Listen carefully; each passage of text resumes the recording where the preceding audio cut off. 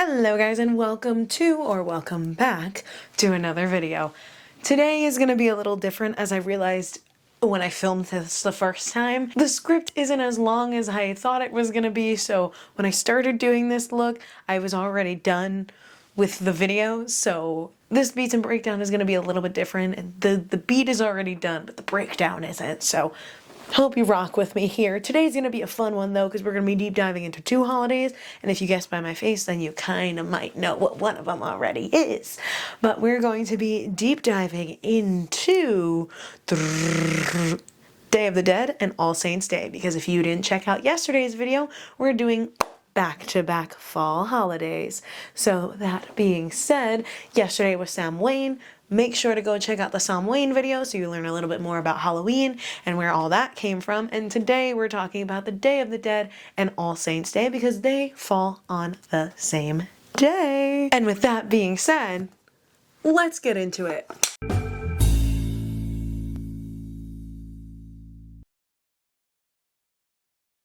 So think of these holidays like twin sisters, or some may say emo twin sisters.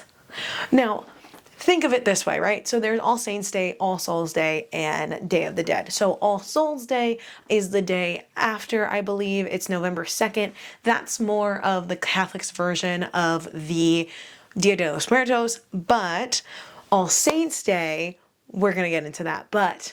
So we're going to start with Dia de los Muertos, which is a holiday practice in Mexico. Now, the origins can be found in Aztec tradition. However, due to the fun act of colonialism by white imperialists, it's hard for us to pinpoint exactly where it comes from. But we've sent our research team into the depths, and boy, did they deliver. In the 9th month of the Aztec calendar called Wittonli, sorry, we have it phonetically spelled out and yet I still can't do it.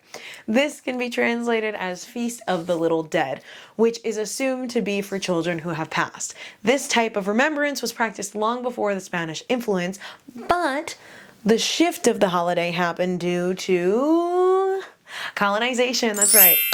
The Spanish colonized and forcibly converted the indigenous peoples in Mesoamerica. Who's surprised? That's literally where all of this comes from. So not to spoil anything, but in Catholicism, it included All Saints Day and All Souls Day, which are believed to be the origins for Dia de los Muertos. So, like many modern religions, it is likely that Dia de los Muertos was the result of both Mesoamerican and Spanish heritage blending together.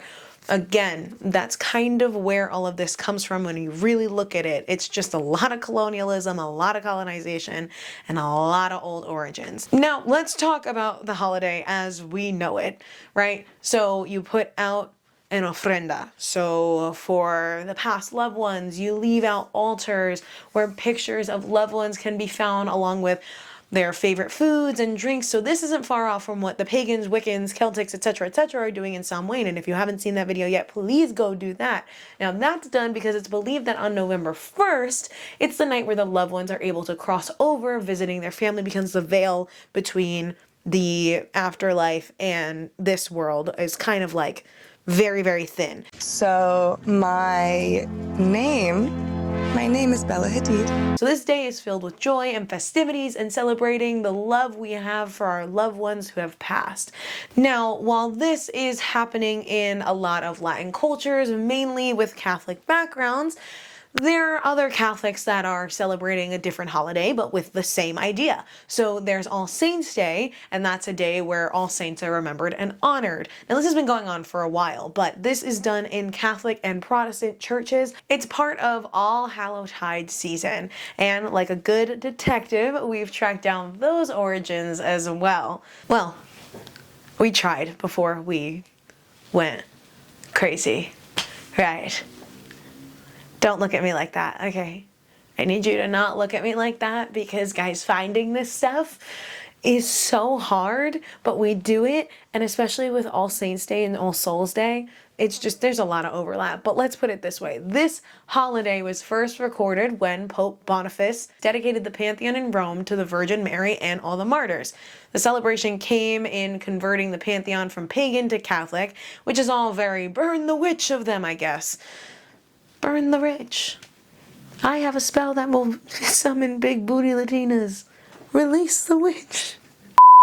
Well, as the number of saints and martyrs increased over the years, the church decided to be like your mom and just jam-pack all the celebrations into one day. So if your birthday and your Christmas are right next to each other, boom, you get one gift.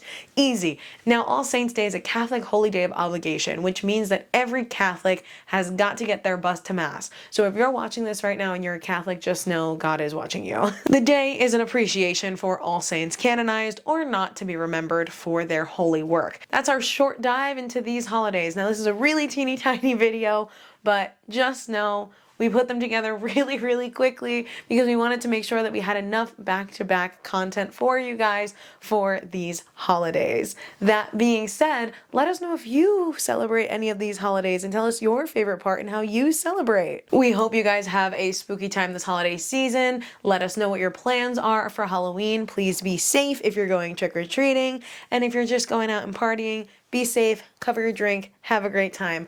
Let us know what you're being in the comments, and that is a wrap. Fall in love with your reflection.